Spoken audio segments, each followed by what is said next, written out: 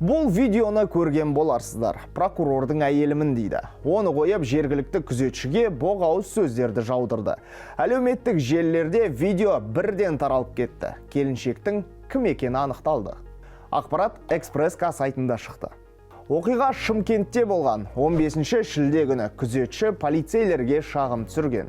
Тәртіп сақшылары әйелдің кім екенін анықтады. 1984 жылы туған екен, ажырасқан Шымкент тұрғыны. Құқық бұзушы кінәсін мойындады. 3 баласы бар әйелге 5 айлық есептік көрсеткіш көлемінде айыппұл салынды.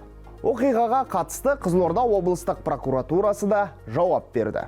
Әлеуметтік желіде Қызылорда облысы прокурорының әйелі күзетшілерге дөрекілік жасады деген сипатта бейне жазба тарап жатыр. Бұл шындыққа жанаспайтын ақпарат. Облыс прокурорының әйелінің аты жөні Бижанова Татьяна Анатольевна, ұлты орыс. Таралған видеодағы басқа әйел.